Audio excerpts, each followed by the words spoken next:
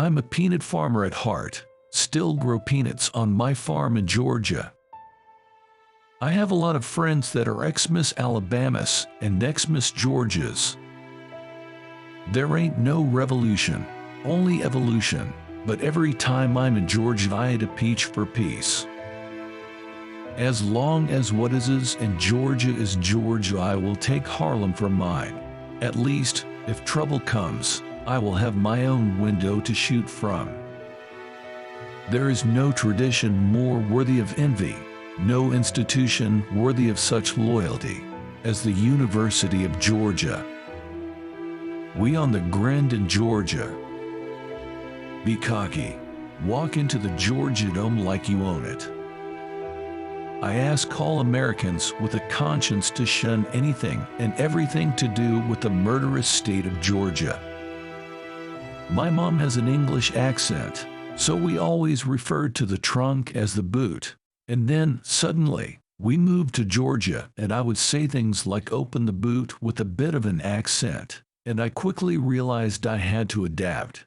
That kind of thing will get you beat up. Down in Atlanta on Harris Street, everybody that you meet can do that rag, called the Georgia rag.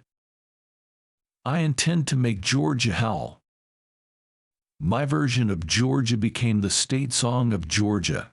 That was a big thing for me, man. It really touched me.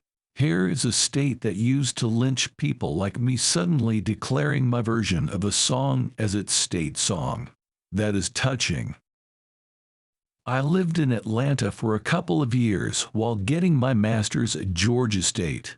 I thought I hated it at the time, but I've been back a couple of times since, and there's no place I've lived to which returning is so much like visiting a place I only remember from my dreams. Tennessee's a hillbilly dumping ground, and Georgia's a lousy state too. I have a dream that one day on the red hills of Georgia, the sons of former slaves and the sons of former slave owners will be able to sit together at the table of brotherhood. Georgia is further south than some parts of Texas will ever be.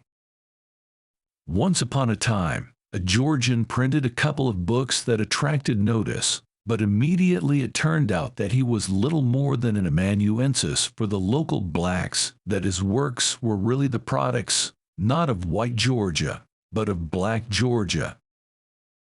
Writing afterward as a white man, he swiftly subsided into the fifth rank.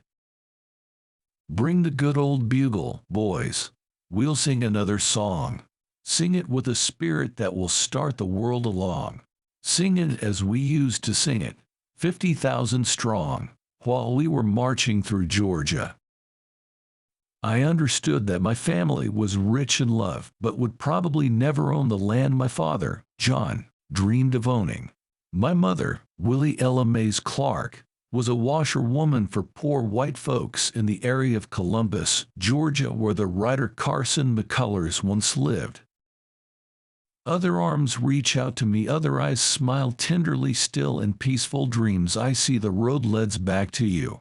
Georgia, oh Georgia, no peace I find. Just an old sweet song keeps Georgia on my mind. Stuart Gorrell and Hoagie Carmichael in Georgia on my mind. In Georgia, where children work day and night in the cotton mills, they have just passed a bill to protect songbirds. What about the little children from whom all song is gone? I live in Atlanta, Georgia, and none of the other Backstreet Boys live in Georgia. So a lot of times, when people come to my house, they're like, hey, is AJ here? Or, is Kevin here? Or, is Nick in the bathroom? So today I say, the outlook in Georgia has never been brighter. I'm vegan, so obviously there is not a lot to eat in Georgia. Growing up in Georgia, I used to think people up north or out west were so different. They're really not. They're just regular people who live in small towns. They grow up and try to raise families and have a job and go to church and play softball. It's that way everywhere. Okay, very important question. On one hand, Florida has beaches, But on the other hand, Georgia has beaches. So it's beaches versus beaches. See my predicament. This whoa, Nelly, thing is overrated. There were all kinds of stories going around. People said I had a mule in Georgia named Nelly. Well, we had a mule in Georgia, but her name was Pearl. You might be a redneck if you have started a petition to change the national anthem to Georgia on my mind. Coming from a small town, it was tough to dream big.